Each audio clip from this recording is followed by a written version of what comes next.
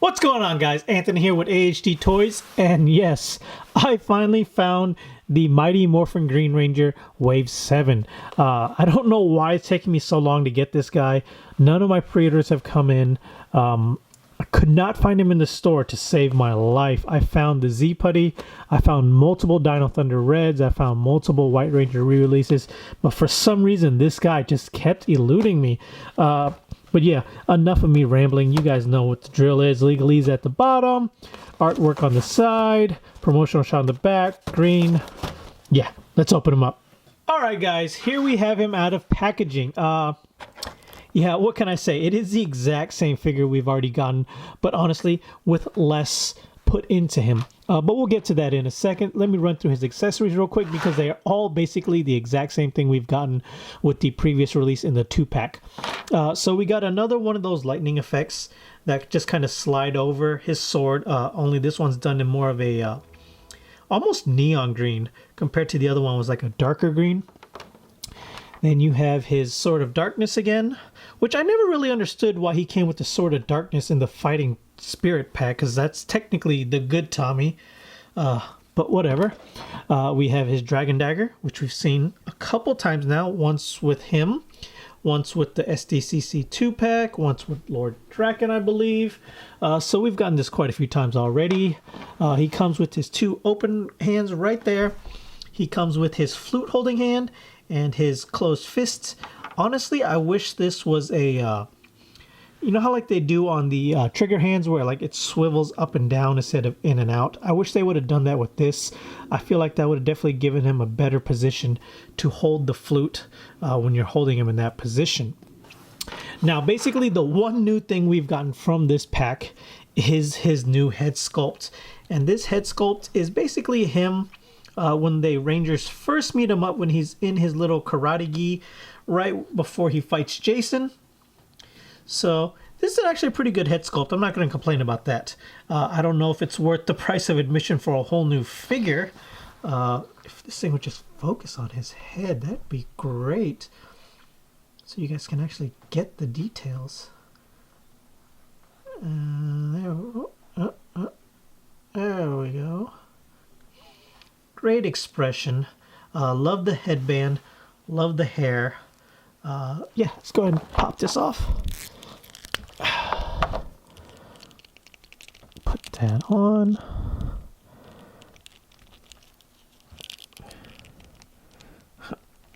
No real pop, but there we go. I think he looks really good like that. Really good head sculpt. Honestly, it might be worth the price of admission. Who knows?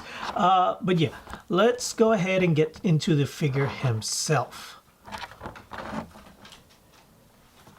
Okay, so for a bit closer details, what I was talking about, how it's the same figure we've gotten once before. It is the exact same figure we've gotten with the Putty Patroller and Fighting Spirit 2-pack, minus the silver stripe here that, I don't know, the fandom seems to be split down the middle. I have no issues with it. I don't know if I had to choose, I choose this one, but the silver doesn't bother me. I do like the gold one, however, what Boom Studios and Bat in the Sun did. I like that a lot. I feel the gold up here goes with this, but that's neither here nor there. So by less, obviously, we get less silver paint, so that's less paint apps.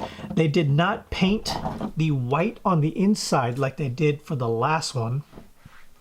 It is all silver this time around. The one thing for sure is the no diamond paint. There's some paint mishaps going on right there, some gold splotching. This is basically the same belt. The Morpher is basically just now print on the back. You can tell it's the same thing because it's still white on the inside. They didn't even paint the inside, so this isn't new. They just took the white one from the old one, flipped it around, because, you know, it was like this. They had the Morpher on this side, so they must have just told them, hey, let's start printing the Morpher on the back side. There you go. It's obviously painted gold. You could see the dragon symbol pretty nicely. It's kind of a small detail, but it is there. But yeah, same basic thing. So let's just go ahead and get into the articulation. So as far as his head can go, it'll look up that far, not very far. Look down pretty far. No real side to side. full 360. Shoulders can go up that far. Full 360 rotation, even with the shield. Butterfly joints go back really far, forward kind of far. Upper torso, lower ab crunch, no waist swivel.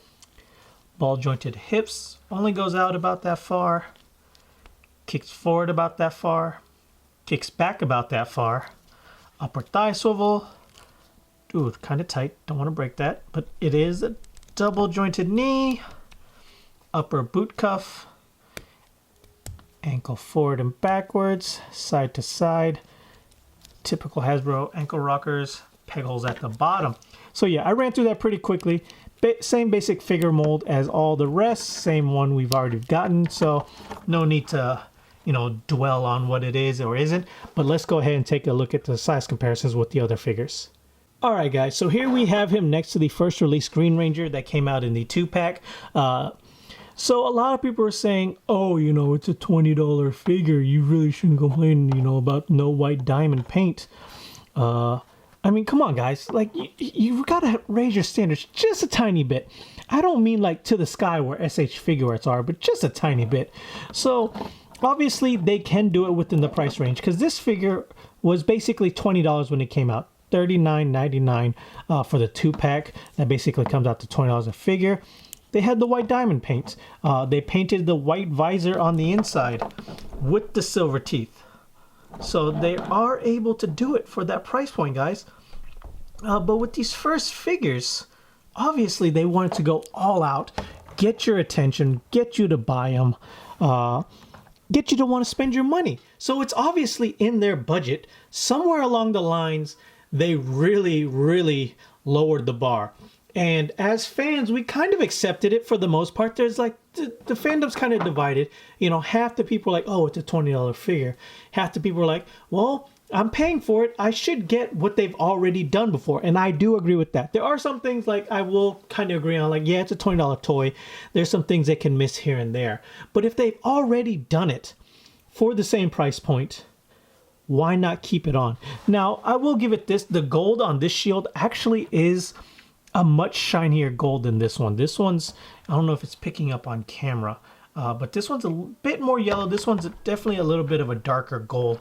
It matches the arm bracelets better than this one does. I don't know if it's just my figure, I got lucky, or if this is where most of the budget went. I have no idea.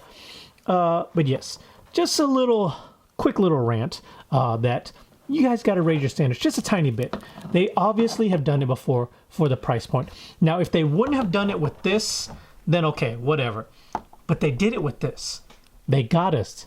They baited us. They said, hey, this is our premium, premium Ranger collection line. So, I don't know. Little rant. Just raise your standards just a tiny bit, guys. I'm not saying raise it to the moon, but raise it past the silver striped helmet just a tiny bit. Okay, here we have him next to the SDC exclusive Lord Draken Evo 3. I don't know, I feel like this one is short. No, he's definitely shorter. I don't know why. But just in case you're wondering, Green Ranger is a tad bit taller. There you go.